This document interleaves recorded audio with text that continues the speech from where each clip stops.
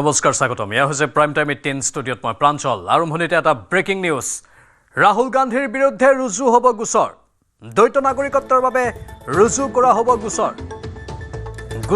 গোচৰ ৰুজু কৰাৰ নিৰ্দেশ দিছে এলাহাবাদ উচ্চ ন্যায়ালয়ে ৰাহুল গান্ধীৰ ব্ৰিটেইনৰো নাগৰিকত্ব থকাৰ অভিযোগ উত্তৰ প্ৰদেশ চৰকাৰক নিজাববীয়াকৈ তদন্ত কৰাৰ নিৰ্দেশ অন্যথা কেন্দ্ৰীয় সংস্থাৰ জৰিয়তে তদন্তৰ পৰামৰ্শ বিজেপি কৰ্মী এছ ভিগ্নেশ চিচিৰে দাখিল কৰিছিল পিআইএল অনুসৰি ভিগ্নেশৰ হাতত আছে ব্ৰিটেইন চৰকাৰৰ নথি এই নথিয়ে ৰাহুল গান্ধী ব্ৰিটেইনৰো নাগৰিক বুলি প্ৰমাণ কৰে ইয়াৰ বাবে ৰাহুল গান্ধী সাংসদ হোৱাৰ অযোগ্য বুলি মন্তব্য কৰে বিজেপি কৰ্মীজনে পুনৰ জনাইছো ৰাহুল গান্ধীৰ বিৰুদ্ধে ৰুজু হ'ব গোচৰ দ্বৈত নাগৰিকত্বৰ বাবে ৰুজু কৰা হ'ব গোচৰ ৰুজু কৰাৰ নিৰ্দেশ এলাহাবাদ উচ্চ ন্যায়ালয়ৰ ৰাহুল গান্ধীৰ ব্ৰিটেইনৰো নাগৰিকত্ব থকাৰ অভিযোগ উত্তৰ প্ৰদেশ চৰকাৰক নিজাববীয়াকৈ তদন্ত কৰাৰ নিৰ্দেশ অন্যথা কেন্দ্ৰীয় সংস্থাৰ জৰিয়তে তদন্তৰ পৰামৰ্শ বিজেপি কৰ্মী এছ ভিগ্নেশ চিচিৰে দাখিল কৰিছিল পিআইএল আৰু এই ৰাজহুৱা স্বাৰ্থ জড়িত আবেদন অনুসৰি ভিগ্নেশৰ হাতত আছে ব্ৰিটেইন চৰকাৰৰ নথি এই নথিয়ে ৰাহুল গান্ধী ব্ৰিটেইনৰো নাগৰিক বুলি প্ৰমাণ কৰে ইয়াৰ বাবে ৰাহুল গান্ধীৰ সাংসদ পদ তেওঁৰ বাবে নহয় বুলিও উল্লেখ কৰা হৈছে মানে ইয়াৰ বাবে ৰাহুল গান্ধী সাংসদ হোৱাৰ অযোগ্য বুলি মন্তব্য কৰে বিজেপি কৰ্মীজনে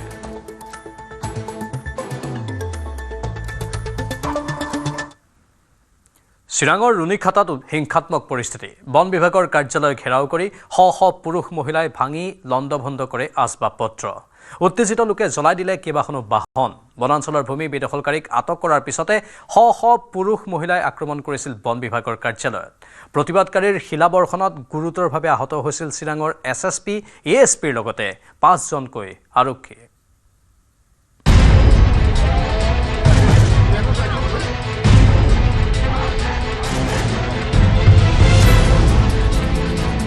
ৰুণীখাতা জ্বলিছে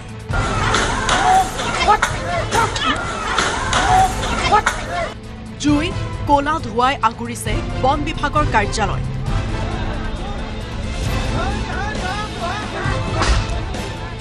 শুকুৰবাৰে পুৱাই চিৰাঙৰ ৰুণীখাতাত সৃষ্টি হ'ল এনে হিংসাত্মক পৰিস্থিতি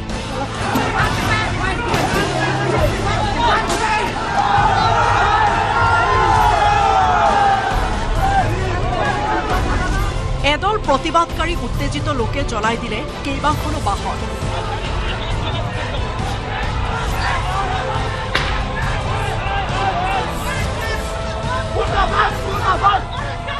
ফৰেষ্ট ৰেঞ্জ কাৰ্যালয়ৰ আচবাব ভাঙি লণ্ডভণ্ড কৰিলে পুৰুষ মহিলাৰ এটা বৃহৎ দল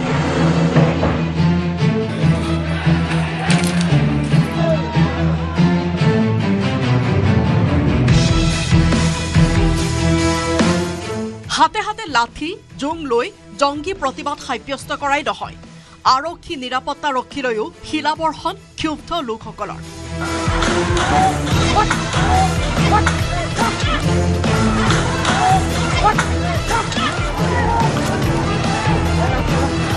আমার মানুষটা কি উঠাই রয়েছে এই ফরেস্টারে মহিলার উপর ব্যাপক নির্যাতন করার ফলত আসলে এই পরিস্থিতি তেখেতসকলক মানে উচিত শাস্তি দিব লাগে আৰু তেখেতসকলৰ মানে যোনটো মানে কাণ্ডটো কৰিছে এই কাণ্ডটো মানে মাফ কৰা কাণ্ডটো নহয় ৰুণীখাতাত এনে হিংসাত্মক পৰিস্থিতিৰ আঁৰৰ ঘটনা কি সংৰক্ষিত বনাঞ্চলৰ ভূমি বেদখল কৰাৰ অভিযোগত বৃহস্পতিবাৰে 25 জন লোকক আটক কৰিছিল বন বিভাগে তদন্তৰ অন্তত নিশাই আটকাধীনসকলক মুকলি কৰি দিয়ে বন বিভাগে কিন্তু লোকসকলক এৰি দিয়াৰ পাছতে পুৱা ৰুণীখাতাৰ একাংশ পুৰুষ মহিলাই বন বিভাগৰ কাৰ্যালয় ঘেৰাও কৰি প্ৰতিবাদ সাব্যস্ত কৰে শ পুৰুষ মহিলাই দলবদ্ধভাৱে আক্ৰমণ কৰি লণ্ডভণ্ড কৰে ফৰেষ্ট ৰেঞ্জ কাৰ্যালয় লগতে হাতে হাতে লাঠি জোং লৈ জংকী প্ৰতিবাদ সাব্যস্ত কৰে লোকসকলে কাৰ্যালয়টোত থকা কেইবাখনো গাড়ী মটৰচাইকেলতো অগ্নি সংযোগ কৰে ক্ষুব্ধ একাংশ লোকে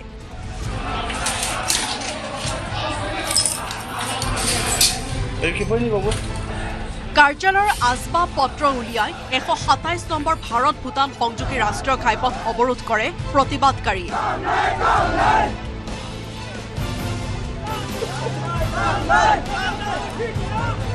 ইপিনে হিংসাত্মক ঘটনাৰ মাজতে প্ৰতিবাদকাৰীৰ মাজৰ এজনে বন বিভাগৰ কাৰ্যালয়ৰ পৰা অস্ত্ৰ ভাণ্ডাৰ লুটি নিয়ে।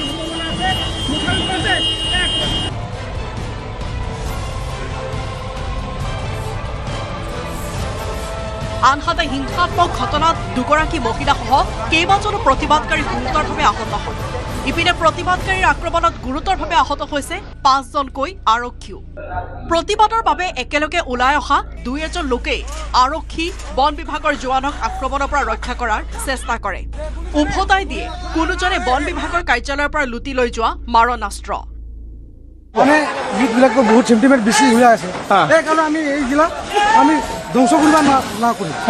আমি এইটো আমি জিমা দিম সিহঁতৰ হাতত, কিয়নো আমি ইউথবিলাকৰ ভৱিষ্যত এইটো টাচ কৰে, আমাৰ ইউথবিলাকৰ বহুত বেয়া হ'ব। ৰুণিখাটাৰ উত্তপ্ত পৰিস্থিতিৰ পাছতে ঘটনাস্থলীত উপস্থিত হয় ৩খন জিলাৰ আৰক্ষী অধীক্ষক। কোকৰাঝাৰৰ আৰক্ষী অধীক্ষক অক্ষত গাৰ্গ, চিৰাঙৰ আৰক্ষী অধীক্ষক মোহনলাল মীনা আৰু বঙাইগাঁৱৰ আৰক্ষী অধীক্ষক নোমল মাহাত্তা। আৰক্ষীৰ শীৰ্ষ বিষয়াৰ উপস্থিতিৰ পিছতে অধিক উত্তপ্ত হৈ পৰে পৰিস্থিতি। প্ৰতিবাদকাৰী শিলাবৰ্ষণত আহত চিৰাঙৰ SSP মোহনলাল মীনা আৰু ASP অমিত মাহাতো। এতিয়া পৰিস্থিতি নিয়ন্ত্ৰণত আছে আৰু আমি আপোনাৰ মাধ্যমেদি আহ্বান কৰোঁ কি যিকোনো ৰিউমাৰ মংগৰিং হ'ব পাৰে, ভুৱা বাতৰি হ'ব পাৰে, তাৰ ওপৰত ভৰসা নকৰি প্ৰশাসনৰ পৰা এইটো আপডেট কৰিলোঁ। এতিয়া এছেছমেণ্ট কৰিবলৈ বাকী আছে, কিন্তু ৫-৬ জন আমি খবৰ পাইছোঁ আহত। ইতিমধ্যে হিংসাত্মক ঘটনাৰে জড়িত থকাৰ অভিযোগত 4জন লোকক গ্ৰেপ্তাৰ কৰিছে আৰক্ষীয়ে। বৰ্তমান অঞ্চলটোত নিয়োগ কৰা হৈছে বিশাল CRPF বাহিনী।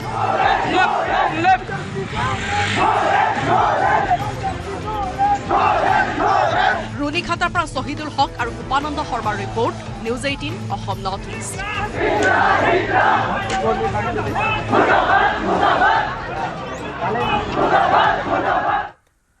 আনফালে গুৰুত্বপূৰ্ণ খবৰ, চিৰাঙত বন বিভাগৰ ওপৰত আক্ৰমণৰ ঘটনাৰ সৈতে অপৰাধী চক্ৰ জড়িত। ৰুণিখাটা বন বিভাগৰ চিৰাং জিলাৰ DFO কুঞ্জন বসুমতাৰীৰ এই মন্তব্য। বনাঞ্চল বেদখলৰ অভিযোগত যোৱা 25গৰাকী লোকক কৰায়ত্ব কৰি সকিয়নি দি নিশা এৰি দিয়া হৈছিল। সেই ঘটনাৰ আঁৰ লৈ অপৰাধী চক্ৰই বন বিভাগৰ কাৰ্যালয় আক্ৰমণ কৰে। ইফালে আক্ৰমণকাৰীয়ে অস্ত্ৰ শস্ত্ৰ ধ্বংস কৰাৰ লগতে এটা মাৰণাস্ত্ৰ আৰু বহু গুলী বাৰুদ অন্তৰ্ধান হৈ আছে। তাৰ পৰা তেওঁলোকে হয়তো লৈ যাব পাৰে তেনেধৰণৰ সন্দেহ প্ৰকাশ কৰা হৈছে। সময়মতে আৰক্ষীৰ পৰা সহযোগিতা নোপোৱা বুলিও বন বিষয়াজনে অভিযোগ কৰে। পৰিস্থিতি নিয়ন্ত্ৰণৰ বাবে অঞ্চলটোত ফ্লেগ মাৰ্চ কৰে আৰক্ষীয়ে। কি প্ৰমাণ আছে? কোনো প্ৰমাণ নাই। এনেকুৱা প্ৰমাণ দিব পাৰে নেকি? আমাৰ মহিলা ষ্টাফ আছিলে, মহিলা ষ্টাফবিলাকে ইহঁতক গেটৰ পৰা আউট কৰি দিছে। তাৰ পাছত আমি 21%বিলাকক কিবা লৈ গ'লো মেডিকেল কৰাবলৈ। এইটোহে মেকিং কৰি পেলাই এনেকৈ ঘটনা কৰাৰ কাৰণে সিহঁতে মেকিং কৰিছে। অভিযোগ মানে সিহঁতে ফৰেষ্টৰ ভিতৰত RF এৰিয়াত নেশ্যনেল পাৰ্ক, কৃষ্ণাজলাও নেশ্যনেল পাৰ্কৰ যিটো বাফাৰ এৰিয়া, তাত সিহঁতে বেআইনীভাৱে দখল কৰি থাকিছে। এইটোতো ফ্ৰেছ ইনক্ৰোচমেণ্ট, এইটো আমি হাতাবই লাগিব। সিহঁতক স্পটত আমি ৰেড হেণ্ডেড ধৰা পাইছো। সিহঁতক ধৰি পেলাই আমি লৈ আনিলো। সিহঁতক আৰামছে আমি চাহ খুৱাইছো, ভাল ব্যৱহাৰ কৰিছো। আপোনালোকে এনেকে কৰিব নালাগে, জংঘলত এনেকে মাটি নাপায়, এইটো ফৰেষ্ট এৰিয়া, বেআইনীভাৱে থাকিব নোৱাৰে বুলি ভালকে বুজাইছো। 25-21% আমি আনিছিলো। তাৰ পাছত আনাৰ পাছত আমাৰ লিখা মেলা কিছুমান কাম থাকে, সিহঁতৰ পৰা আমি ষ্টেটমেণ্ট ল'ব লগা কিছুমান কাম থাকে। এইবিলাক কৰোঁতে আমাৰ টাইম পাছ হৈ গ'ল, গধূলি হৈ গ'ল, সন্ধিয়া হৈ গ'ল। সেইখিনি সময়তে সিহঁতে পাব্লিকবিলাক আহি পেলাই, সিহঁতৰ গাঁৱৰ মানুহবিলাকে আহি পেলাই ইয়াত মানে হুলস্থুল কৰিলে, গেট চেট ভাঙাই পেলাই ভিতৰত সোমালে। তাৰ পাছত আমি মেডিকেল কৰাবলৈ লৈ যাব লাগিব, সেইখিনি সময় আমি নাপালোঁ। ইফালে ৰুণিখাটাৰ পৰিস্থিতিৰ বাবে ইণ্টাৰনেট সেৱা কৰ্তন কৰা হৈছে। 2খন জিলাত কৰ্তন কৰা হৈছে ইণ্টাৰনেট সেৱা। চিৰাং আৰু কোকৰাঝাৰত বন্ধ ইণ্টাৰনেট সেৱা।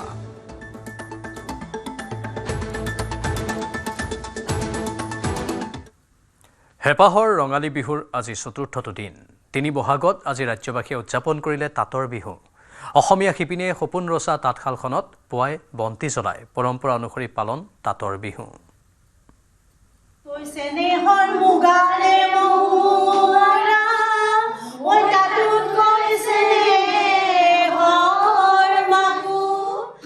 আজি তাঁতৰ বিহু। ৰঙালীৰ ৰঙত উদ্ভাসিত ৰাজ্য। ঢোলৰ গুমগুমনি, পেপাৰ টিহিটি টিহিটি শব্দৰে মুখৰ।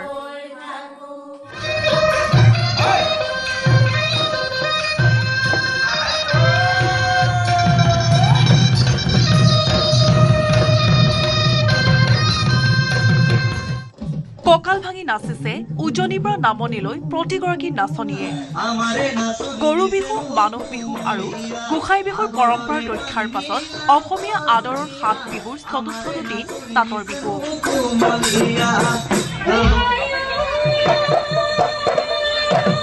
তাঁতৰ বিহুৰ সৈতে অসমীয়া চহা জীৱনৰ আছে ওতঃপ্ৰোত সম্পৰ্ক। তাঁতশালতেই শিপিনীয়ে প্ৰিয়জনৰ বাবে বৈ উলিয়াই চেনেহৰ বিহুৱানখন। অসমীয়া শিপিনীয়ে সপোন ৰচে তাঁতশালত। পৰম্পৰা অনুসৰি তাঁতশালত ব্যৱহৃত সকলো সা সঁজুলি চাফ চিকুণ কৰি চাকি জ্বলাই নেদেখাজনৰ ওচৰত সেৱা লয় শিপিনীয়ে।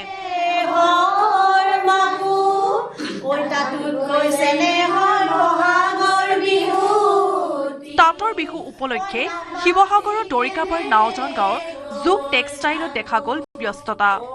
পৰম্পৰাৰ ৰক্ষাৰ পাছতেই এফাকি বিহু জুৰিলে শিপিনীসকলে।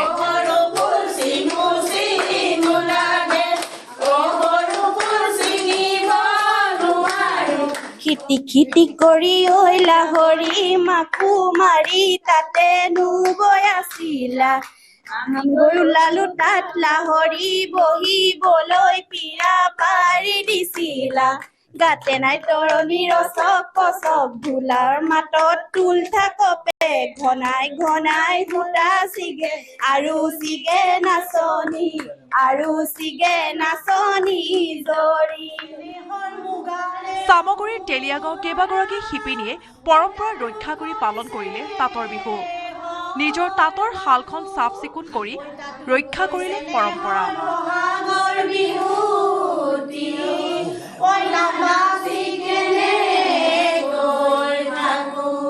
আমি তেওঁক মানি লওঁ, মানে বিহুকৰ্মী বুলি কওঁ আমি। বিহুকৰ্মী আই আমাৰ বিহুকৰ্মী আই মানে আমাক যিখিনি সহায় কৰে আমি তেওঁক পূজা কৰোঁৱে। বছৰৰ মূৰত এবাৰ পূজা আহে, আমি পূজা কৰি দিওঁ মানে তাঁতশাল বিহুৰ দিনাখন। গোটেইবিলাক ধুই পখালি চাকি বন্তি জ্বলাই শৰাই আগবঢ়াই সেৱা সৎকাৰ কৰি বছৰটোৰ কাৰণে আমি যাতে তেওঁক ভালকে পুজিব পাৰোঁ। ৰাজ্যজুৰি অব্যাহত আছে ৰঙালী বিহুৰ পাৰ ভঙা উৎসাহ। বিহু বুলি পিছ পৰি ৰোৱা নাই আইতাসকলো।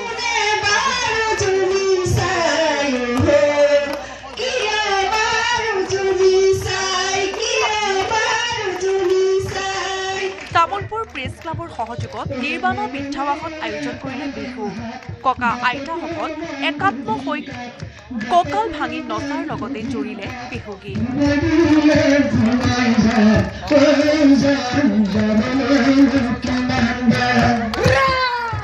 বিহু থাকে মানে বিহুকে বিনা বিয় বিহু গলে বিনা বিকা।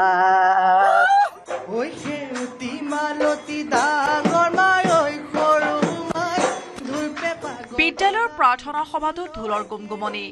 পৰম্পৰাগত মুগাৰ সাজ পৰিধান কৰি বিদ্যালয়লৈ আহিল কণমানি ছাত্ৰীসকল। এই দৃশ্য টিয়কৰ জ্যোতি বিদ্যাপীঠৰ। প্ৰাণৰ ৰঙালী বিহুৰ আজি চতুৰ্থ দিন। বিহুৰ বন্ধ খোলাৰ পাছত পৰম্পৰাগত সাজত বিদ্যালয়লৈ আহি উৎফুল্লিত ছাত্ৰ ছাত্ৰী।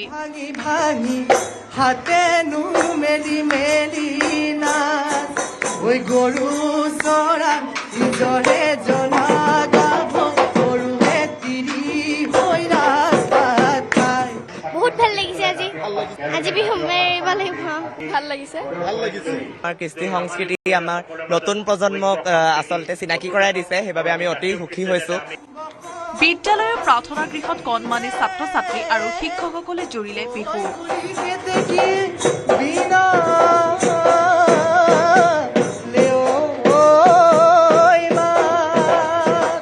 আমাৰ যিখিনি পৰম্পৰা সেইখিনি আমি ছাত্ৰ ছাত্ৰীসকলক পৰিচয় কৰাই দিয়াৰ মানসেৰে আমাৰ আচলতে জ্যোতি বিদ্যাপীঠৰ এইটো পৰম্পৰাগত এটা উৎসৱে হৈ পৰিছে।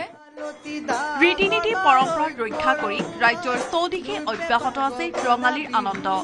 বিহু নাম, হুঁচৰি, ঢোল পেপাৰ মাতত এইদৰে ব্যাকুল হৈ পৰিছে প্ৰতিজন চহা অসমীয়া। Bureau' report, news 18 Assam north east.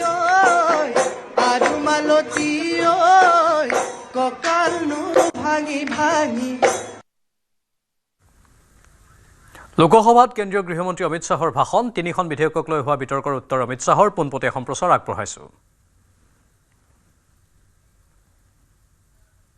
সমষ্টি পুনৰ নিৰ্ধাৰণৰ বিধেয়কক লৈ বিতৰ্ক, সংবিধান সংশোধন, নাৰী শক্তি বন্দনক লৈও বিতৰ্কৰ পাছতে বিধেয়কক লৈ হ'ব ভোট। আৰু তাৰ পূৰ্বে কেন্দ্ৰীয় গৃহমন্ত্ৰী অমিত শ্বাহে ভাষণ ৰাখিছে লোকসভাত। কিছু সময়ৰ পাছতে আমি পুনৰ পোনপটীয়া সম্প্ৰচাৰ আপোনালোকৰ বাবে আগবঢ়াম। এয়া পোনপটীয়া সম্প্ৰচাৰ।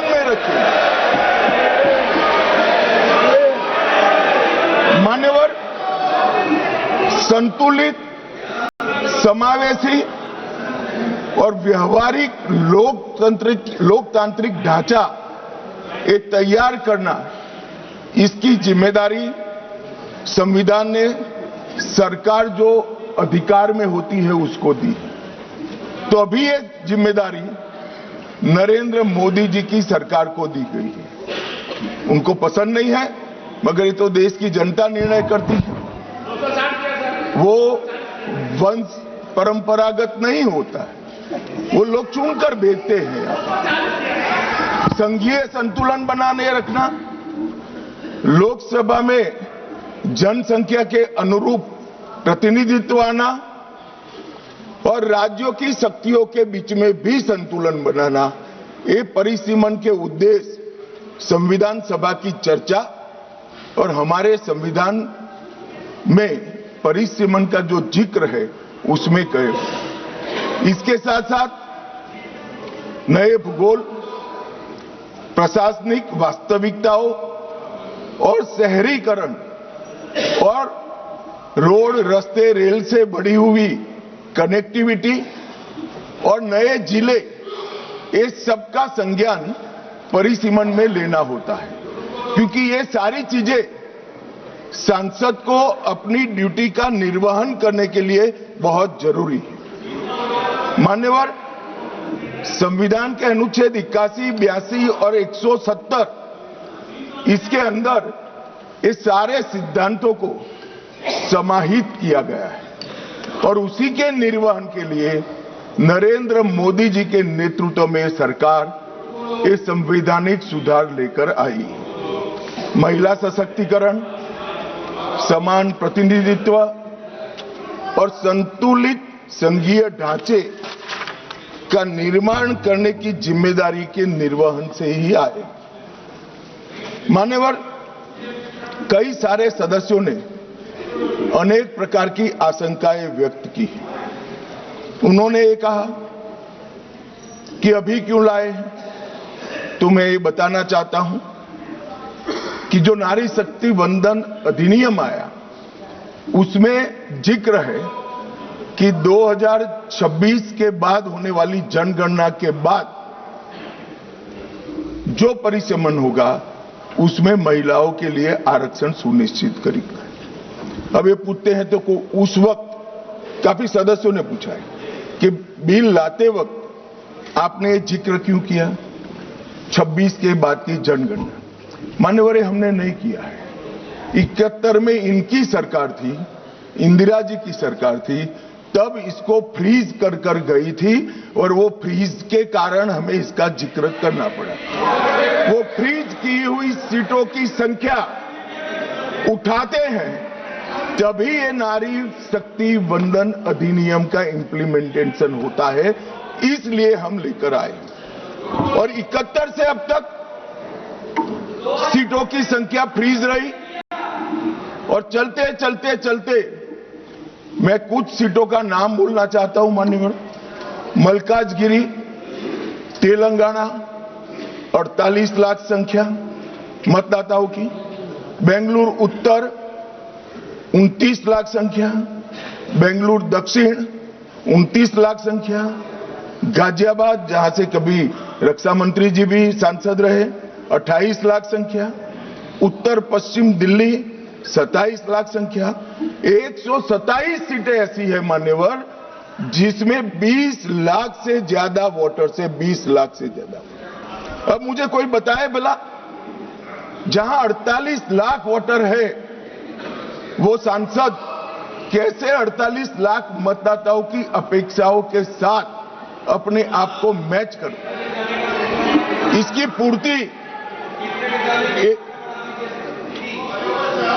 अरे अखिलेश भाई, एक लेवल की बात चल रही है यार, कहां केंद्रीय विद्यालय कर रहे हो अभी? इसका समय आएगा।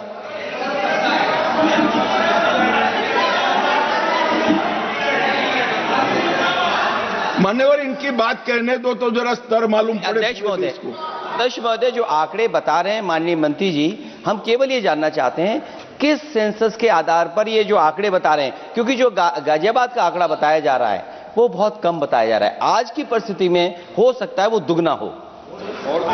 मैं यही कह रहा हूं, ये पुराना है। मैं यही कह रहा हूं, अगर डिलिमिटेशन करने दोगे तो नया आ जाएगा और एक की जगह दो सीटें बन जाएगी। मान्यवर, उनको ये भी पता नहीं है कि वो अपने स्टैंड के पक्ष में आर्ग्यूमेंट दे रहे हैं या विपक्ष में दे रहे हैं। मान्यवर, 127 सीटें ऐसी है जहां 20 लाख से ज्यादा वोटर है। अब इसमें एक व्यक्ति, एक मत और एक मूल्य, इस सिद्धांत का पूर्णतया उल्लंघन होता है।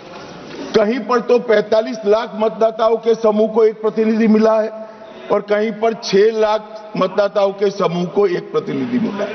तो मत का मूल्य जो एक होना चाहिए वो नहीं हुआ है मान्यवर। और मैं विश्वास दिलाता हूं कि डिलिमिटेशन के लिए ये लोग सहयोग कर दे, हमें भरोसा करें और डिलिमिटेशन करने दे तो ये मूल्य एक समान हो जाए।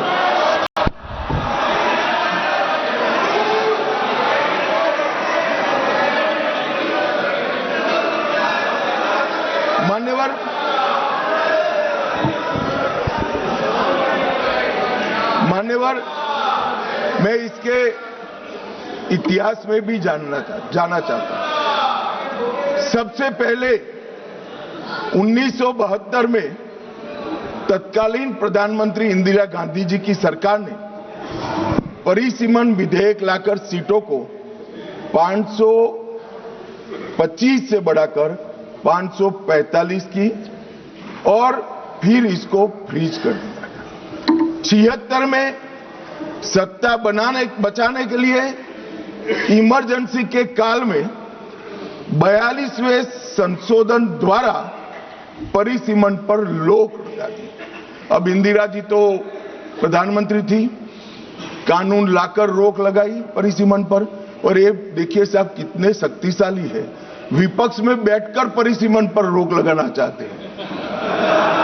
मगर उस वक्त भी कांग्रेस पार्टी ने ही परिसीमन से देश की जनता को वंचित रखा था और आज भी कांग्रेस पार्टी ही परिसीमन से वंचित रख रही है। मान्यवर, 2001 में 84वां संशोधन हुआ और 2026 तक सीटों की संख्या को फ्रीज कर दिया गया। तो ये जो कह रहे हैं कि नारी शक्ति वंदन अधिनियम में 2026 कहां से आया, तो वो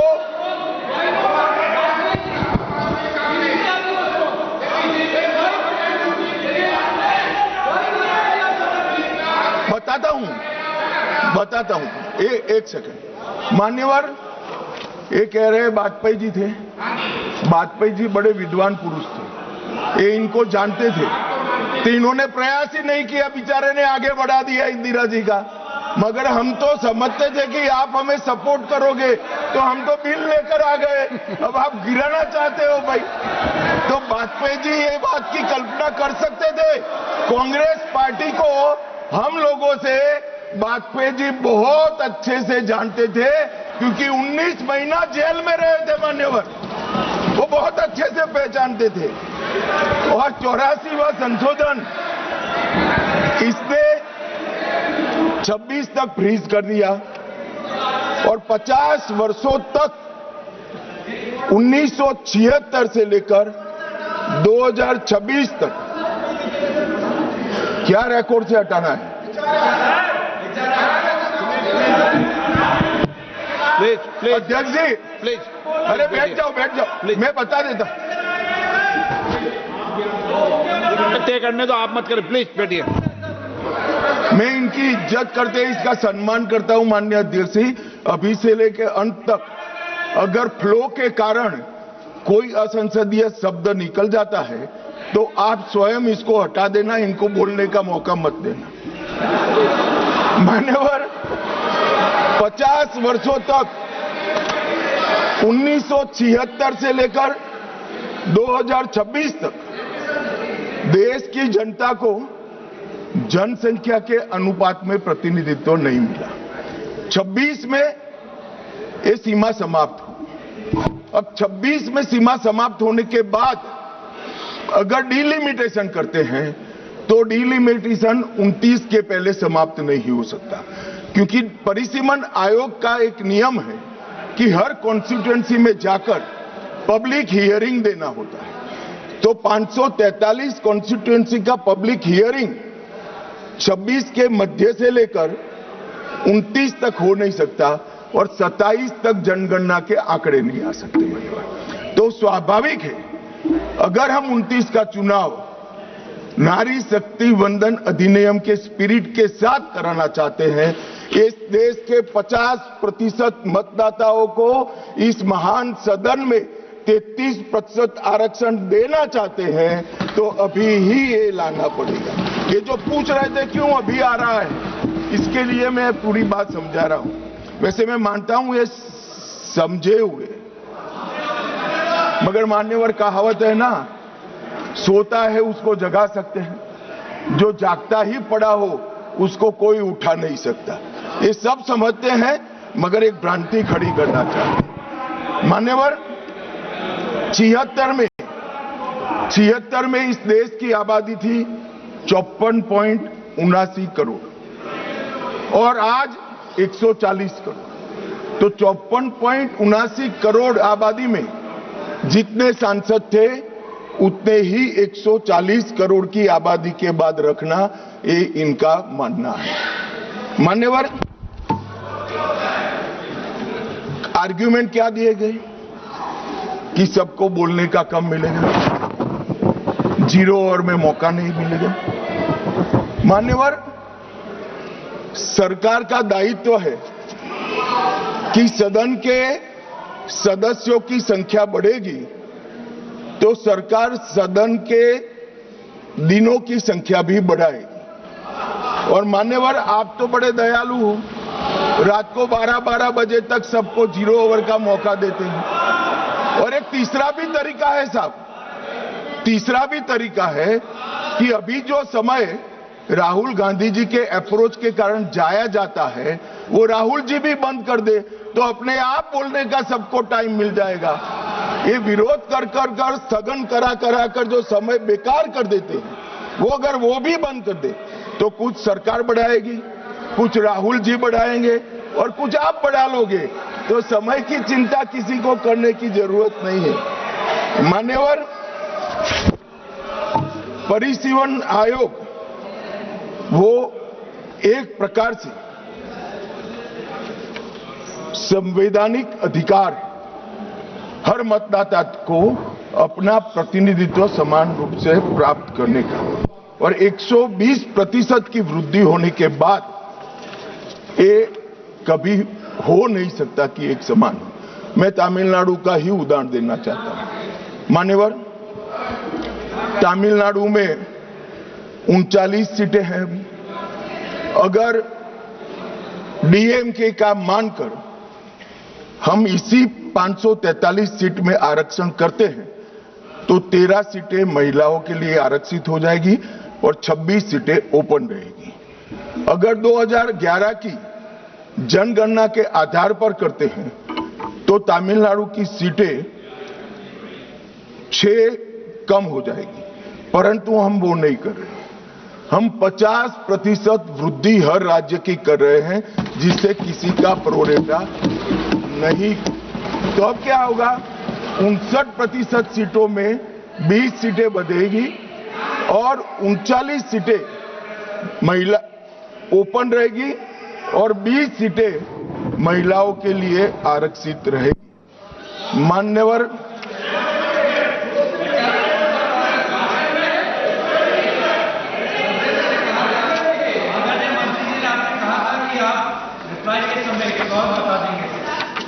अभी कहां समाप्त हुआ है भाई, आप भी राहुल जी की तरह मेरे बोलने का क्रम आप तय करो।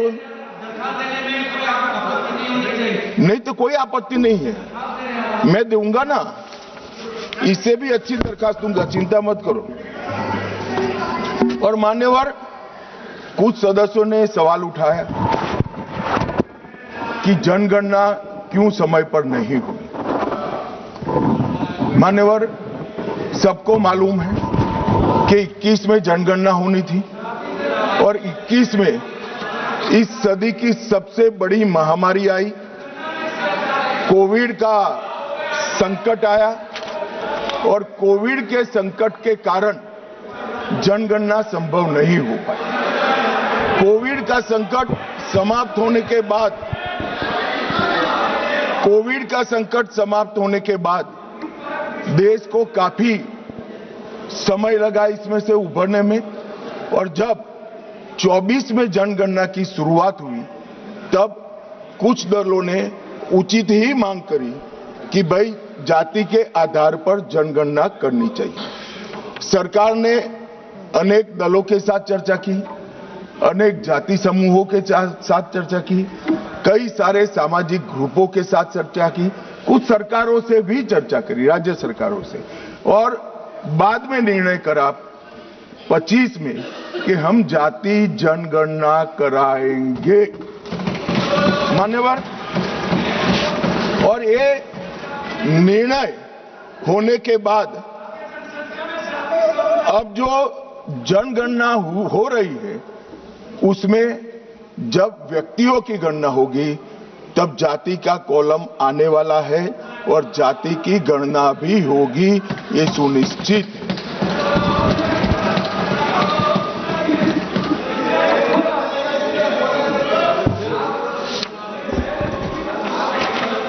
मान्यवर, मैं पहले भी जो जनगणना हुई है कांग्रेस पार्टी के समय में, इसके भी प्रश्नोत्तरी को स्टडी किया हूं। जब बिल्डिंग की जनगणना होती है उस वक्त जाति जनगणना तो ये करते ही नहीं थे, परंतु धर्म भी नहीं पूछा जाता था और कुछ नहीं पूछा जाता था। मगर जब व्यक्ति की जनगणना होती है तब ये सारे सवाल आते हैं, कितना पढ़े लिखे हो, कब जन्म हुआ था, धर्म क्या है। अब ये भी पूछेंगे कि जाति क्या है। इसमें किसी को संशय करने की जरूरत नहीं है। नरेंद्र मोदी जी ने दूरदर्शिता के साथ आपको पहचान कर कैबिनेट प्रस्ताव में जनगणना की जाति के साथ होगी वो प्रस्ताव पारित किया। तो इसमें कोई कंफ्यूजन रखने की। पीयूष भाई, क्या अपेक्षा रख रहे हो? ये जाति जनगणना की डिमांड नहीं कर रहे हैं, हमें उलझाना चाहते हैं। अब पीयूष भाई बेचारे भूले हैं, वो कहते हैं कि जाति जनगणना की घोषणा करे, ताली बजाओ। हम कर रहे हैं तो ये ताली नहीं बजाएंगे। उनको जाति जनगणना से कोई लेन देन नहीं है, उनको यहां बैठने से लेन देन है जो नहीं होने वाला है भैया। अभी मान्यवर, मैं फिर से एक बार 140 करोड़ की जनता के मन में किसी की भी प्रकार का भ्रांति, कंफ्यूजन न हो, इसलिए स्पष्ट करना चाहता हूं कि नरेंद्र मोदी जी की कैबिनेट ने जाति जनगणना का जो निर्णय किया है वो कैबिनेट प्रस्ताव में 26 की जनगणना जाति के साथ कराने का निर्णय किया है। और मान्यवर,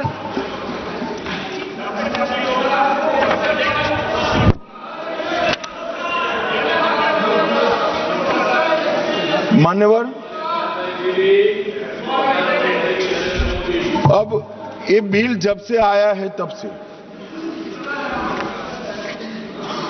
विपक्ष ने कुछ भ्रांतियां फैलाना शुरू की।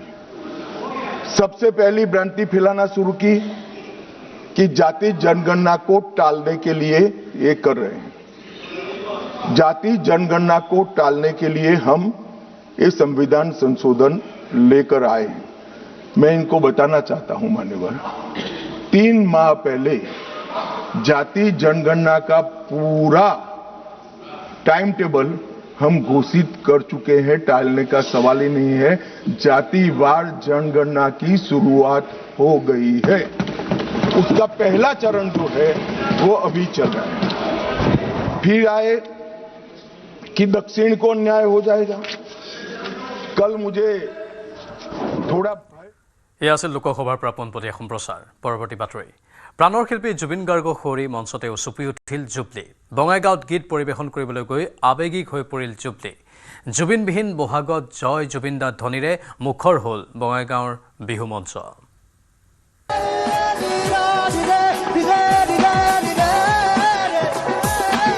অসমীয়াৰ প্ৰাণৰ শিল্পী জুবিন গাৰ্গক সুঁৱৰি মঞ্চতে উচুপি উঠিল জুবলি। কান্দি কান্দি জুবলিয়ে ক'লে জুবিনদাৰ লগতে হেৰাই গ'ল ৰঙালীৰ ৰং। জুবিনদাৰ লগতে ৰঙালীৰ ৰঙো হেৰাই গ'ল।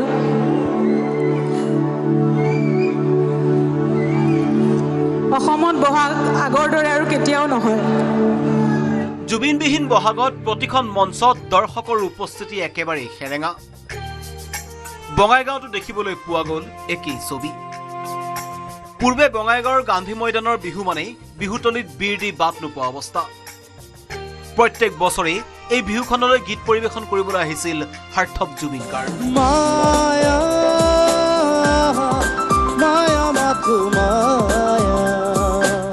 কিন্তু এইবাৰ তেওঁ নাই, সেইবাবে দৰ্শকো নাই।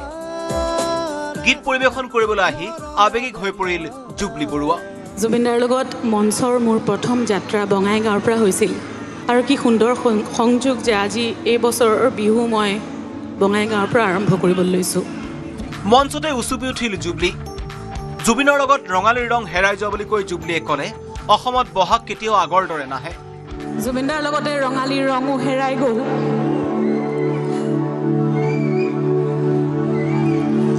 অসমত বহাগ আগৰ দৰে আৰু কেতিয়াও নহয়। ইফালে জুবিনবিহীন বহাগত জয় জুবিন দা ধ্বনিৰে মুখৰ হ'ল বঙাইগাঁৱৰ বিহুতলী।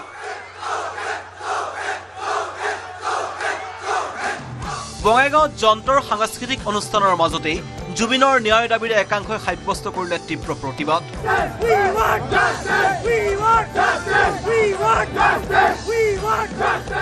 জয় জুবিন দা অমৰ হক ধ্বনি দি প্ৰতিবাদ সাব্যস্ত কৰিলে একাংশ সমৰ্থকে। একাংশই সৃষ্টি কৰিলে হুলস্থুলীয়া পৰিৱেশৰ। বঙাইগাঁৱৰ গান্ধী ময়দানৰ বিশেষ অনুষ্ঠানত উত্তপ্ত পৰিস্থিতি নিয়ন্ত্ৰণ কৰিবলৈ অৱশেষত আৰক্ষীয়ে লাঠিচাৰ্জ কৰিবলগীয়া পৰিস্থিতিৰ সৃষ্টি হ'ল।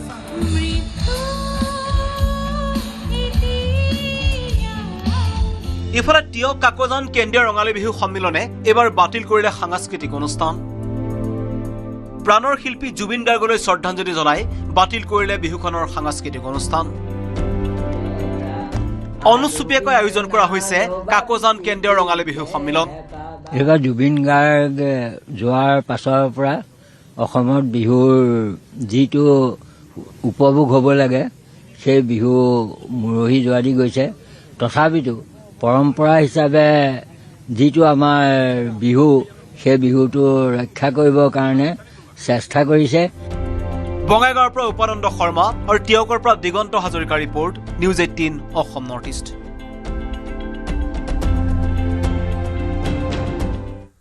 মণিপুৰ বিষ্ণুপুৰৰ মৰ্টাৰ আক্ৰমণৰ ঘটনাক লৈ অব্যাহত আছে প্ৰতিবাদী কাৰ্যসূচী। বৃহস্পতিবাৰে নিশা ঘটনাৰ ন্যায়ৰ দাবী আৰু অভিযুক্তৰ গ্ৰেপ্তাৰৰ দাবীত ৰাজপথত মহিলা সমাজৰ প্ৰতিবাদ। মহিলা সমাজৰ বিশাল প্ৰতিবাদী সমদলৰ সময়তেই উত্তপ্ত পৰিস্থিতিৰ উদ্ভৱ হয়। প্ৰতিবাদকাৰীক প্ৰতিহত কৰিবলৈ কন্দুৱা গেছ নিক্ষেপৰ লগতে শূন্যলৈ গুলীচালনা কৰে আৰক্ষীয়ে।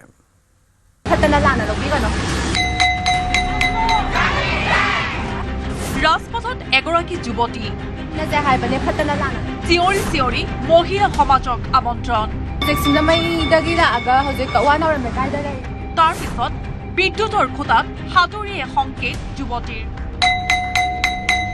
মণিপুৰৰ মৰ্টাৰ আক্ৰমণৰ ঘটনাৰ ন্যায়ৰ দাবীত নিশা ৰাজপথলৈ ওলাই আহিল মহিলা সমাজ মণিপুৰ বিষ্ণুপুৰত মৰ্টাৰ আক্ৰমণৰ ঘটনাক লৈ এতিয়াও অব্যাহত আছে প্ৰতিবাদ বৃহস্পতিবাৰে নিশা পশ্চিম ইম্ফলত দলে বলে ওলাই আহিল মহিলা সমাজ পশ্চিম ইম্ফলৰ পৰা সিংজামে অভিমুখে বিশাল প্ৰতিবাদী সমদল উলিওৱাৰ সময়তে ঘটনাস্থলীৰ সৃষ্টি হয় উত্তপ্ত পৰিস্থিতি বিষ্ণুপুৰৰ টংলাওবিত সংঘটিত ঘটনাৰ ন্যায়ৰ দাবী তথা অভিযুক্ত গ্ৰেপ্তাৰৰ দাবীত প্ৰতিবাদী শ্লোগানেৰে ৰাজপথ উত্তাল কৰি তোলে মণিপুৰৰ মহিলা সমাজে মাছ নিশালৈ পৰিৱেশ অধিক উত্তপ্ত হৈ পৰাত পৰিস্থিতি নিয়ন্ত্ৰণৰ বাবে নিৰাপত্তাৰক্ষীয়ে শূন্যলৈ গুলীচালনা কৰিবলৈ বাধ্য হয় প্ৰতিবাদকাৰী ছত্ৰভংগ দিয়াবলৈ কন্দুৱা গেছো নিক্ষেপ কৰে আৰক্ষীয়ে নিৰাপত্তাৰক্ষীয়ে হোৱা সংঘৰ্ষত আহত হৈছে কেইবাগৰাকীও প্ৰতিবাদকাৰী ইতিমধ্যে আহতসকলক ভৰ্তি কৰোৱা হৈছে স্থানীয় চিকিৎসালয়ত শেহতীয়া পৰিস্থিতিৰ প্ৰতি লক্ষ্য ৰাখি পশ্চিম ইম্ফলত কটকটীয়া কৰি তোলা হৈছে নিৰাপত্তা ব্যৱস্থা উল্লেখ্য যে 6 এপ্ৰিলত টংলাওবিৰ মেইটে গাঁৱত মাছ নিশা কুকি উগ্ৰপন্থী মৰ্টাৰ আক্ৰমণত নিহত হৈছিল 2 দেৱ শিশুৰ এই ঘটনাৰ পিছতে চিআৰপিএফৰ এটা শিবিৰত আক্ৰমণ কৰিছিল শ শ স্থানীয় লোকে কেইবাখনো বাহনত অগ্নি সংযোগৰ লগতে শিবিৰৰ ভিতৰত যথেষ্ট ক্ষতি সাধনো কৰিছিল প্ৰতিবাদকাৰীসকলে পৰৱৰ্তী সময়ত পৰিস্থিতি নিয়ন্ত্ৰণৰ বাবে শূন্যলৈ গুলীচালনা কৰিছিল চিআৰপিএফে ফলত ঘটনাস্থলীতে 2জন প্ৰতিবাদকাৰী মৃত্যু হোৱাৰ লগতে আহত হৈছিল 26 জনকৈ লোক ইপিনে নিশা প্ৰতিবাদৰ পিছতে সিংজামে আৰু কাষৰীয়া অঞ্চলসমূহত অব্যাহত আছে উত্তেজনা ইম্ফলৰ পৰা Biswajit Meitei news 18 Assam north east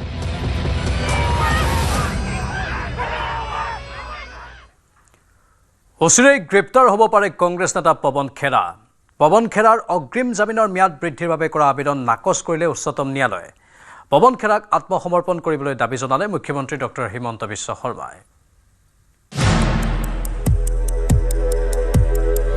দেশৰ উচ্চতম ন্যায়ালয়ত পুনৰ মুখ থেকেছা পৱন খেৰাৰ যিকোনো মুহূৰ্তত গ্ৰেপ্তাৰ হ'ব পাৰে পৱন খেৰা অগ্ৰিম জামিনৰ ম্যাদ বৃদ্ধিৰ আবেদন নাকচ উচ্চতম ন্যায়ালয়ৰ যিকোনো মুহূৰ্তত অসম আৰক্ষীৰ হাতত গ্ৰেপ্তাৰ হ'ব পাৰে কংগ্ৰেছ নেতা পৱন খেৰা মুখ্যমন্ত্ৰী ডক্টৰ হিমন্ত বিশ্ব শৰ্মা আৰু পত্নী ৰিণিকী ভূঞা শৰ্মাৰ বিৰুদ্ধে অপপ্ৰচাৰত লিপ্ত হৈ এতিয়া গ্ৰেপ্তাৰৰ পৰা ৰক্ষা পৰিবলৈ আদালতৰ দুৱাৰে দুৱাৰে টুকৰ মাৰিছে পৱন খেৰাই প্ৰথমে তেলেংগানা উচ্চ ন্যায়ালয়ত জনাইছিল আবেদন তেলেংগানা উচ্চ ন্যায়ালয়ে পৱন খেৰাক প্ৰদান কৰিছিল 7 দিনৰ অগ্ৰিম জামিন এই অগ্ৰিম জামিনৰ প্ৰত্যাহ্বান জনাই উচ্চতম ন্যায়ালয়ৰ দ্বাৰস্থ হৈছিল অসম চৰকাৰ অসম চৰকাৰৰ আবেদনৰ ভিত্তিত বুধবাৰে অগ্ৰিম জামিনত স্থগিতাদেশ জাৰি কৰিছিল সৰ্বোচ্চ আদালতে এই স্থগিতাদেশৰ নিৰ্দেশনাক প্ৰত্যাহ্বান জনাই পৱন খেৰা কাষ চাপিছিল উচ্চতম ন্যায়ালয়ৰ কিন্তু হকাহ নাপালে কংগ্ৰেছ নেতা পৱন খেৰাই অসমৰ উচ্চ ন্যায়ালয়ত জামিন আবেদন কৰাৰ নিৰ্দেশ পৱন খেৰাক অগ্ৰিম জামিনৰ ম্যাদ বৃদ্ধিৰ বাবে কৰিছিল আবেদন এই আবেদনো খাৰিজ কৰে উচ্চতম ন্যায়ালয়ে সেই অৰ্ডাৰটো তেওঁলোকে চ্যালেঞ্জ কৰি পেলাই এখন ভেকেটিং পিটিশন ফাইল কৰিছিল আৰু সেইখন এইমাত্ৰ শেষ হৈছে আৰ্গুমেণ্টছ মই অনলাইন যোগে আছিলোঁ কেছটোত আৰু সেইটোত সুপ্ৰিম কোৰ্টে তেওঁলোক আজি কোনো ধৰণৰ ৰিলিফ নিদিলে পৱন খেৰাৰ যিখন ভেকেটিং পিটিশন সেইখনো সুপ্ৰিম কোৰ্টে আজি এখন খাৰিজ কৰিছে আৰু তেওঁক গুৱাহাটী উচ্চ ন্যায়ালয় বা অসমত থকা টেৰিটৰিয়েল জুৰিছডিকশ্যন থকা ছেছনছ কোৰ্টত এপ্লাই কৰিবলৈ নিৰ্দেশ দিছে খেৰাৰ আবেদন নাকচ কৰাৰ পিছত গ্ৰেপ্তাৰৰ পথ সম্পূৰ্ণৰূপে প্ৰশস্ত হৈছে পৱন খেৰাক আত্মসমৰ্পণ কৰিবলৈ দাবী জনালে মুখ্যমন্ত্ৰী ডক্টৰ হিমন্ত বিশ্ব শৰ্মাই আইনৰ পৰা যিমান পলায়ন কৰিব সিমানেই বিপদ বাঢ়িব পৱন খেৰাৰ গুৱাহাটীলৈ আহি পৱন খেৰাই আত্মসমৰ্পণ কৰা উচিত পশ্চিমবংগত নিৰ্বাচনী প্ৰচাৰত ব্যস্ত থকা অসমৰ মুখ্যমন্ত্ৰী ডক্টৰ হিমন্ত বিশ্ব শৰ্মাৰ এই মন্তব্য मेरा लगता है कि पवन खेड़ा को कानून का सामने सरेंडर करना चाहिए और कानून से जितना भागेगा इतना ही मुश्किल बड़ा होते जाते हैं। तो इसके लिए उनको मैं यही बोलूँगा कि आइए गुवाहाटी में सरेंडर कर लीजिए। এতিয়া কি কৰিব পলাতক পৱন খেৰাই? গুৱাহাটী উচ্চ ন্যায়ালয়ত আবেদন কৰিব নে আত্মসমৰ্পণ কৰিব পৱন খেৰাই? ৰিণিকী ভূঞা শৰ্মাৰ বিৰুদ্ধে অপপ্ৰচাৰত লিপ্ত হৈ এতিয়া ৰঙাঘৰৰ আলহী হোৱাৰ ক্ষণ গণিছে কংগ্ৰেছ নেতা পৱন খেৰাই। বিৰিঞ্চি কুমাৰ ডেকাৰ সহযোগত news desk report, news 18 Assam north east. 21ৰ তুলনাত 26ত বিধায়িকাৰ সম্ভাৱনাৰ দৌৰত আছে 1 ডজন মহিলা প্ৰাৰ্থী। সদ্য সমাপ্ত ৰাজ্যৰ বিধানসভা নিৰ্বাচনত আশাপ্ৰদ ৰূপত দেখা গৈছে মহিলা প্ৰাৰ্থীৰ ভূমিকা। নিৰ্বাচনী প্ৰতিদ্বন্দ্বিতাতেই নহয়, ভোটদানৰ ক্ষেত্ৰতো পুৰুষতকৈ বহু সমষ্টিত অধিক মহিলাৰ ভোটদানৰ হাৰ। 21তকৈ 26ত বাঢ়িব নেকি মহিলা বিধায়কৰ সংখ্যা? পূৰ্বৰ ৰেকৰ্ড ভংগ কৰি বিধানসভাত গঢ়িব নেকি নতুন ৰেকৰ্ড? বিধায়িকাৰ সম্ভাৱনাৰ দৌৰত 1 ডজন মহিলা প্ৰাৰ্থী। সদ্য সমাপ্ত ৰাজ্যৰ বিধানসভা নিৰ্বাচনত আশাপ্ৰদ মহিলা প্ৰাৰ্থীৰ ভূমিকা। 126টা বিধানসভা সমষ্টিৰ 722 গৰাকী প্ৰাৰ্থীৰ 59 গৰাকী মহিলা প্ৰাৰ্থী, অৰ্থাৎ সৰ্বমুঠ প্ৰাৰ্থীৰ 8% মহিলা প্ৰাৰ্থীৰ প্ৰতিদ্বন্দ্বিতা। মাথো নিৰ্বাচনী প্ৰতিদ্বন্দ্বিতাতে নহয়, ভোটদানৰ ক্ষেত্ৰতো পুৰুষতকৈ বহু সমষ্টিত আগত মহিলাৰ ভোটদানৰ হাৰ। সেয়ে এতিয়া 4 মেৰ পূৰ্বে শাসক বিৰোধী প্ৰতিটো ৰাজনৈতিক দলৰ অংক। কোন কেইটা সমষ্টিত মহিলা প্ৰাৰ্থীৰ জয়ৰ সম্ভাৱনা অধিক? উল্লেখ্য যে 89টা বিধানসভা সমষ্টিত বিজেপিৰ প্ৰাৰ্থীৰূপে প্ৰতিদ্বন্দ্বিতা আগবঢ়াইছে বৰ্তমানৰ ৰাজ্য চৰকাৰৰ মন্ত্ৰী অজন্তা নেওগকে ধৰি 8 গৰাকী মহিলা প্ৰাৰ্থীয়ে। বিজেপি মিত্ৰজোঁটে প্ৰতিদ্বন্দ্বিতা কৰা বীৰ সিং জৰুৱা আৰু চমৰীয়াৰ বাহিৰে বাকী 6 সমষ্টিত প্ৰতিপক্ষক ৰুধিব পৰাকৈ যুঁজ দিছে মিত্ৰজোঁটে। ইয়াৰে মঙলদৈ বিধানসভা সমষ্টিত আকৰ্ষণীয় হৈছে 2 মহিলা প্ৰাৰ্থীৰ যুঁজ। ৰিজুমণি তালুকদাৰৰ প্ৰত্যাহ্বানৰ মুখামুখি নীলিমা দেৱী। সমষ্টিটোত নীলিমা দেৱীৰ জয়ৰ সম্ভাৱনাই অধিক। ইফালে বিধানসভা নিৰ্বাচনত উচ্চ শিক্ষিত 2 মহিলা প্ৰাৰ্থী আছিল জ্ঞানশ্ৰী বৰা আৰু কুংকি চৌধুৰী। নিৰ্বাচনৰ দিন ঘোষণা হোৱাৰ পৰা 2 প্ৰাৰ্থীয়ে ঘাটে ঘাটে পানী খুৱাইছে প্ৰতিদ্বন্দ্বী বিজয় গুপ্তা আৰু ৰূপজ্যোতি কুৰ্মীক। সমষ্টিটো ভাষিক সংখ্যালঘু হোৱা হেতুকে কুংকিৰ বিজয়ৰ সম্ভাৱনা কম, কিন্তু তীব্ৰ প্ৰতিদ্বন্দ্বিতা আগবঢ়াইছে জ্ঞানশ্ৰী বৰাই। চাহ বাগিচাৰ ভোট হ্ৰাস হ'ব পাৰে জ্ঞানশ্ৰী বৰাৰ বাবে আন এক মাইলেজ। বিজেপিৰ সমান্তৰালকৈ এইবাৰ কংগ্ৰেছৰো কেইবাগৰাকীও মহিলা প্ৰাৰ্থীয়ে টিকট লাভ কৰিছিল। এইবাৰৰ নিৰ্বাচনৰ প্ৰতিদ্বন্দ্বিতা কৰা কংগ্ৰেছৰ মহিলা প্ৰাৰ্থীৰ ভিতৰত আছে দিছপুৰত মীৰা বৰঠাকুৰ, মঙলদৈত ৰিজুমণি তালুকদাৰ, হাজো শুৱালকুছিত নন্দিতা দাস আৰু দেৰগাঁৱত সাগৰিকা বৰা। শাসক বিৰোধী মিলি এইবাৰৰ নিৰ্বাচনত জয়ী হ'ব পাৰে 9ৰ পৰা 10 গৰাকী মহিলা। সেয়া হলে 21ত 7 গৰাকী বিধায়িকাৰ পৰিৱৰ্তে এইবাৰ বিধানসভাত বৃদ্ধি পাব মহিলা বিধায়কৰ সংখ্যা। বলেন ভট্টাচাৰ্যৰ report, news 18 Assam north east. লোকসভাত বিৰোধী দলপতি ৰাহুল গান্ধীৰ ভাষণক লৈ বিতৰ্ক। প্ৰধানমন্ত্ৰী নৰেন্দ্ৰ মোদীক যাদুকৰ আখ্যা দি মন্তব্য কৰিছিল ৰাহুল গান্ধীয়ে। ইয়াৰ পিছতে ৰাহুল গান্ধীক উভতি প্ৰতিৰক্ষা মন্ত্ৰী ৰাজনাথ সিঙে মন্তব্য কৰে। ৰাহুল গান্ধীৰ আপত্তিজনক মন্তব্য সংসদীয় কাৰ্যক্ৰমণিকাৰ পৰা আঁতৰালে লোকসভাৰ অধ্যক্ষ ৰাজনাথ সিঙে।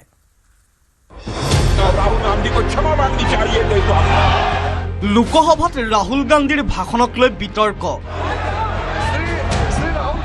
প্ৰধানমন্ত্ৰী নৰেন্দ্ৰ মোদীক যাদুকৰ আখ্যা দিলে ৰাহুল গান্ধীয়ে। বালাকোট বিমুদ্ৰাকৰণ অপাৰেশ্যন সিন্দুৰৰ যাদুকৰ ধৰা পৰিল। প্ৰধানমন্ত্ৰী নৰেন্দ্ৰ মোদীক নাম নোলোৱাকৈ যাদুকৰ আখ্যাৰে কটাক্ষ ৰাহুল গান্ধীৰ। ৰাহুল গান্ধীৰ যাদুকৰ বিশেষণৰ বিৰোধিতাৰে আক্ৰমণাত্মক শাসক পক্ষ। Sir, the truth is the magician has been caught. The magician of Balakot, the magician of demonetization, the magician of Sindoor, suddenly got caught. Why? Rahul গান্ধীৰ মন্তব্যৰ তীব্ৰ বিৰোধিতা কৰি সদনত উভতি ধৰিলে প্ৰতিৰক্ষা মন্ত্ৰী ৰাজনাথ সিঙে। দেশৰ প্ৰধানমন্ত্ৰীক উদ্দেশ্যি কৰা মন্তব্য দুৰ্ভাগ্যজনক। ৰাহুল গান্ধীয়ে ক্ষমা খোজা উচিত। প্ৰধানমন্ত্ৰীক যাদুকৰ আখ্যা দি দেশৰ জনতাক অপমান কৰিছে ৰাহুল গান্ধীয়ে। লোকসভাত এই মন্তব্য প্ৰতিৰক্ষা মন্ত্ৰী ৰাজনাথ সিঙৰ। इस देश के प्रधानमंत्री के संबंध में जिस प्रकार के शब्दों का प्रयोग नेता प्रतिपक्ष के द्वारा किया जा रहा है, मैं समझता हूं यह बेहद दुर्भाग्यपूर्ण है और इसकी जितनी भी निंदा की जाए वह कम है। यह किसी व्यक्ति का यह अपमान नहीं कर रहे हैं बार बार मैजिशियन कहकर, देश की जनता का अपमान कर रहे हैं अध्यक्ष महोदय। और मैं आपसे अनुरोध करना चाहता हूं, जिन शब्दों का इन्होंने प्रयोग किया उसे सदन की कार्रवाई से बाहर निकाला जाना चाहिए और राहुल गांधी को क्षमा मांगनी चाहिए देशवासी। ৰাজনাথ সিঙে আপত্তি কৰাৰ পিছতে যাদুকৰ শব্দ সংসদৰ কাৰ্যক্ৰমণিকাৰ পৰা আঁতৰাই দিয়ে লোকসভাৰ অধ্যক্ষ ওম বিৰলাই। ইয়াৰ উপৰি লোকসভাত ৰাহুল গান্ধীৰ প্ৰশ্ন, অন্যান্য পিছপৰা শ্ৰেণী আৰু দলিতক কিয় অধিকাৰ দিয়া নাই চৰকাৰে? You call OBCs Hindus, you call Dalits Hindus, but you do not give them any space in the power structure of this country. And you can ask this to any Dalit, you can ask it to any OBC. This is a fact. You call them Hindus, but you do not give them any place in this country. এই সন্দৰ্ভত ৰাহুল গান্ধীক লোকসভাৰ মজিয়াত হকিয়নি সংসদীয় পৰিক্ৰমা মন্ত্ৰী কিৰেণ ৰিজিজুৰ। সদনত বিভ্ৰান্তিকৰ মন্তব্য নকৰিব। 60 বছৰে শাসনত থাকিও কংগ্ৰেছে অন্যান্য পিছপৰা শ্ৰেণীক সাংবিধানিক সংৰক্ষণ কিয় নিদিলে? ৰাজীৱ গান্ধীয়ে OBCৰ সংৰক্ষণৰ বিৰোধিতা কৰিছিল। কিয় বিৰোধিতা কৰিছিল ৰাজীৱ গান্ধীয়ে? উত্তৰ দিব নেকি ৰাহুল গান্ধীয়ে বুলি প্ৰশ্ন Kiren ৰিজিজুৰ। 60 years. Why did not Congress party provided constitutional reservation for OBC? Congress has to answer. OBC का रिजर्वेशन अपोज उस समय का प्रधानमंत्री राजीव गांधी जी ने किया था। राहुल गांधी जी उसका जवाब दे सकते हैं। সদনৰ বাহিৰত ৰাহুল গান্ধীক কটাক্ষ সাংসদ কংগনা ৰাণাৱতৰ। ৰাহুল গান্ধীৰ ভাষণ শুনিলে মূৰৰ বিষ হয়। ৰাহুল গান্ধীয়ে কি ক'ব খুজিছে সেয়া তেওঁ নিজেও নাজানে। সদনৰ বাহিৰত এই মন্তব্য বিজেপি সাংসদ Kangana ৰাণাৱতৰ। It was such a headache to listen to him. He was going through his childhood traumas, and then he took us through the magic show और दादी कहानियां सुनाती थी, and it was a nuisance. अध्यक्ष जी ने भी उन्हें कहा कि आप ये बंद करिए, तो उन्होंने कहा आपको मजे आएंगे, आप मजे लो। It was a nuisance, and we are so sorry for the state of things here because सारी दुनिया देख रही है, पूरा देश देख रहा है, और मजाक बना के उन्होंने संसद भवन का रखा है। মহিলাৰ সংৰক্ষণ সম্পৰ্কীয় 3 বিধেয়কক লৈ শুকুৰবাৰে আলোচনা হয় লোকসভাত। বৃহস্পতিবাৰৰ পৰা 30 ঘণ্টাৰো অধিক সময় 3 বিধেয়কক লৈ আলোচনা লোকসভাত। News desk report, news 18 Assam north east. এয়া আছিল আজিৰ প্ৰাইম টাইম 18। নমস্কাৰ। अक्कर बक्कर बम्बे बो ঘৰত কোনটো টিএমটি লগাইছে? माइथन स्टील আপোনাৰ ওপৰত ট্ৰাষ্ট কৰিব পাৰি। ओके ষ্ট্ৰং মানে মাইথান ষ্টীল।